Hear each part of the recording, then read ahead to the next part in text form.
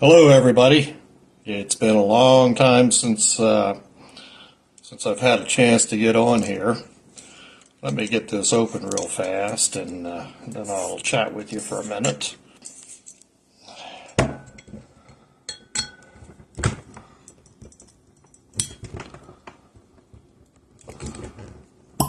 Okay. All right. It's Saturday evening, right around 6 o'clock, and it's been a kind of a bad, not bad, kind of a strange 2 weeks. 2 weeks ago tomorrow, I got home from a Tennessee camping trip, and I got up on Monday morning, and I noticed a little tiny red welt on my leg, right where the knee is, on the inside or on the side of my leg where the knee is. And it was about a 2-inch red welt, and didn't itch, didn't hurt, didn't really give it much thought. And as the week went by, it just kept getting bigger and bigger and bigger. And all of a sudden, the pain just was incredible, and it was really, really obviously looking infected. And I should have had a clue, because Tuesday and Wednesday, I had chills where my teeth was chattering, and then 5 minutes later, I'd be sweating like crazy. So anyway, to get to the end of the story I was scheduled to go to Detroit on the Memorial Day weekend. So Saturday morning, I went to the emergency room, and they diagnosed me with a cellulitis bacteria infection. So some type of an infection had gotten into a scratch or something on my skin. So obviously I had scratched it somewhere during the camping trip and got some bacteria in it.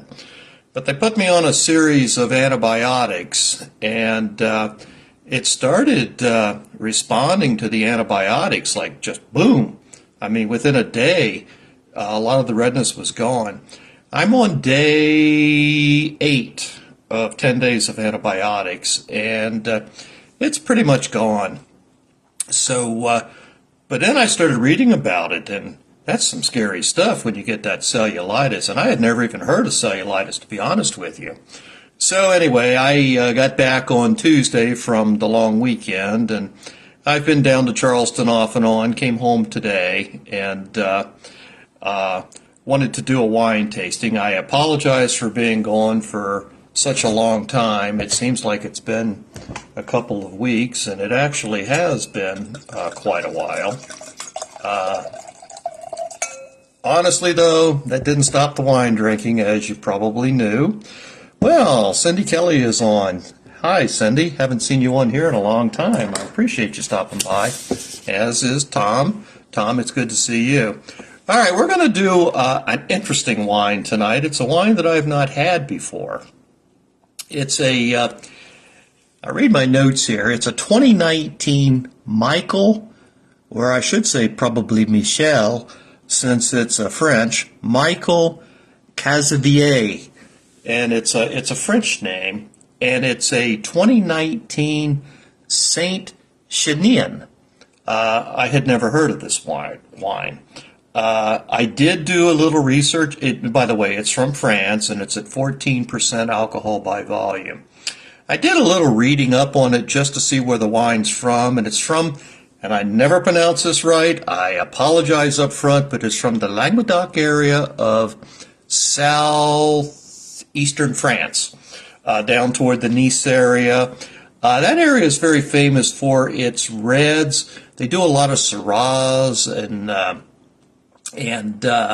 Mourvedre, and there's another varietal that's pretty popular in that Languedoc area of France, and it's actually slipped my mind. One of the things that makes that area interesting is that the soil is very, very, very dry, and it's very rocky.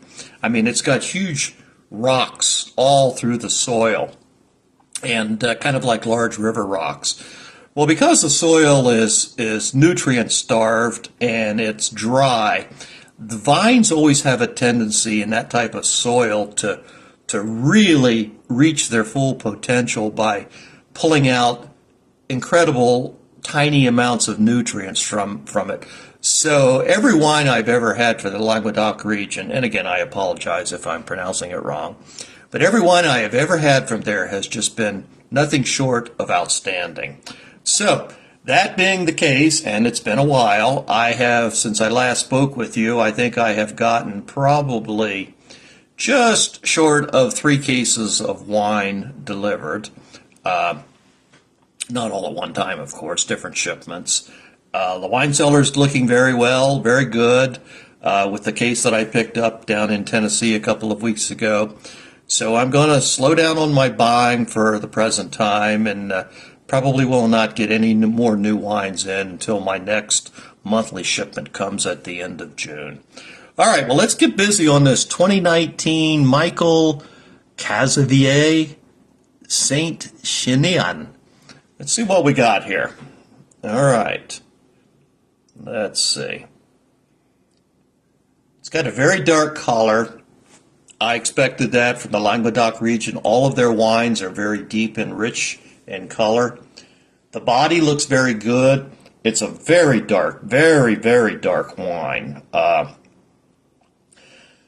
It looks like on the neighborhood of an upscale cab. It's that dark. It has a very faint, lighter ruby red rim around the edge of the glass.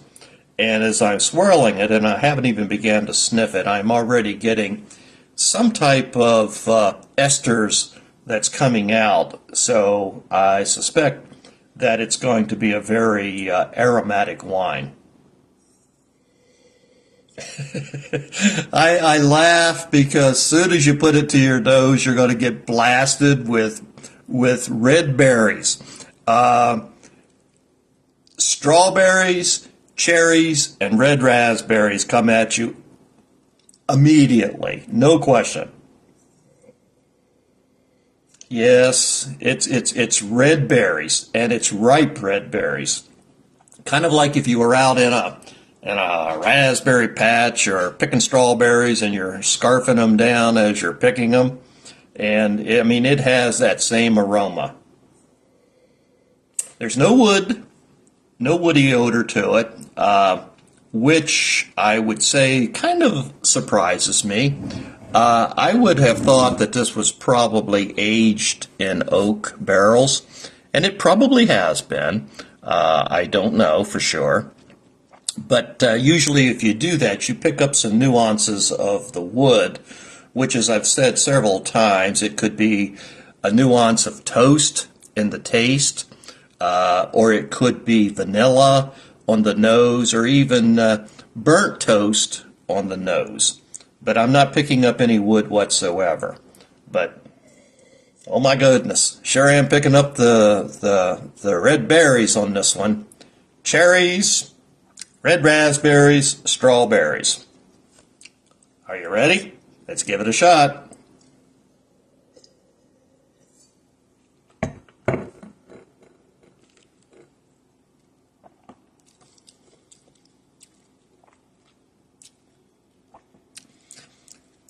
Everything you had on the nose is on the palate, except it's been magnified. The taste is phenomenal. It has tannins, but the tannins have moderated.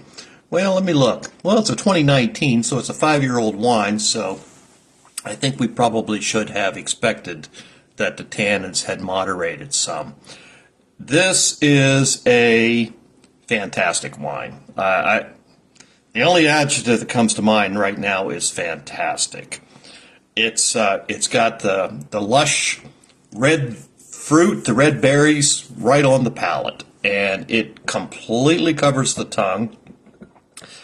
There isn't a sweetness like you get from eating strawberries or raspberries.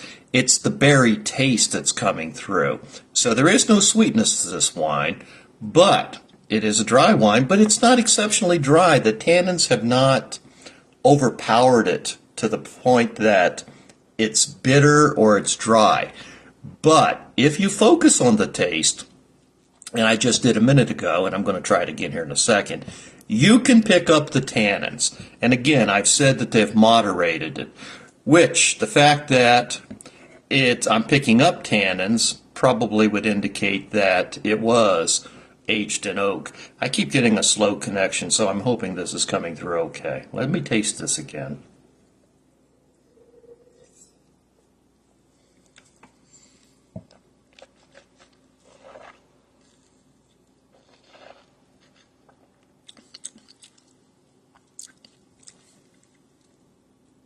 I love this wine. I love it. So, this is going to be my wine for this evening, and I just opened it. So then what should I eat with this? Well, I'm not going to fix chicken, but this wine, even though it's a red wine, even though it's a dark red wine, this wine would be fantastic with chicken or pork. And if you're going to do chicken, don't put any barbecue sauce on it. Cover that chicken with all kinds of herbs and spices, thyme, rosemary, salt, pepper, maybe not paprika. Probably don't want to do that, but maybe thyme, rosemary, some of the greener, more poignant spices. Cover the chicken with that. Put that puppy on the grill or the Blackstone, Tom, and put that chicken on there and cook it up good, and this wine would be super.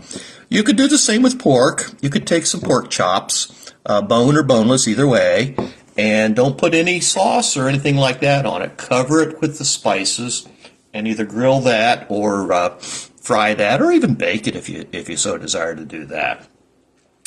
It will accompany that, this wine will accompany that incredibly well, I suspect. You wouldn't think you would get that from a red wine, but this one has got unique berry flavors that would be complemented by the spices. Well, listen, this is the first tasting that I've had in probably over a week. I hope to get back in the swing of things. I will not be in town tomorrow, so I may or may not get a chance to do a tasting tomorrow. If I do, it'll probably be around the 6 o'clock hour Eastern time. The only other final thing I wanted to say was I had a first annual wine tasting at Wayne's Wine Cellar scheduled for 2 weeks from today, and I have canceled it. Sadly, I had zero response, and so I did not really expect anybody to travel from out of the area, but I had hoped. I have quite a few wine drinking friends here in the area who are also on this podcast page or on the Facebook page.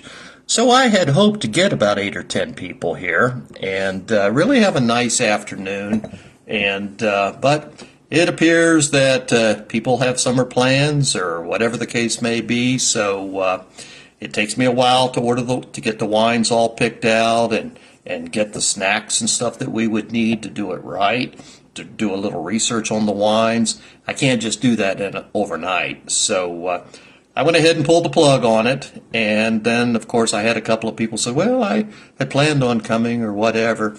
Well, let's try to reschedule it again. Maybe we'll try it in the fall and see how that works. And because I really would like to do... we'll call it a formal, but it's really nothing Wayne does is formal. It's really going to be an informal wine tasting, but it'll be kind of a neat experience for people who've never attended a wine tasting. Well, listen, thank you very much. And again, let me apologize for not being on here for a while. And I'm hoping that the podcast comes through okay. I keep getting an awful lot of slow connection signs. So again, it's a 2019, and actually it's not Michael. It says, oh my goodness, it says Michel, Michel, which is, as you well know, is French for Michael. My 4 years of French are coming through. It's 2019 Michel Cazevielle, and it's a Saint Chinian, and it's from the Languedoc region in France. So thanks very much, and if you have any comments, as usual, please post them. If you have a particular wine, please post them that you'd like for me to taste. I'm not a big I'm not a big Chardonnay fan, but I am going to be doing some Chardonnays because I have an awful lot of Chardonnays. Ray, sadly, I'm getting ready to sign off. I've been running my mouth here for about 15 minutes. Ray, I think it was a pretty good podcast, so if you actually do get the opportunity, allow it to get posted and try to take about 10 or 15 minutes to watch it. Well, listen, thanks everybody, and I will hope to see you tomorrow. If not, Monday, probably not likely. Monday I have ukulele practice. We have a gig scheduled for a week from last night, next Friday, on the first Friday of Marietta, which is kind of a big thing downtown Marietta. And they're having music on every street corner. So the past prime music, which is us old geezers, guitars and ukes.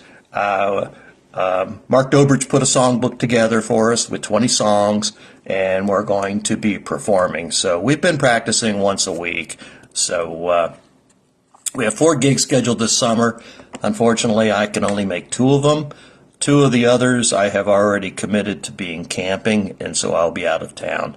But listen, thank you all, and look for me either tomorrow or Tuesday. And there's a possibility I might even do a later Monday evening wine tasting, which would probably make it around 8:30 my time.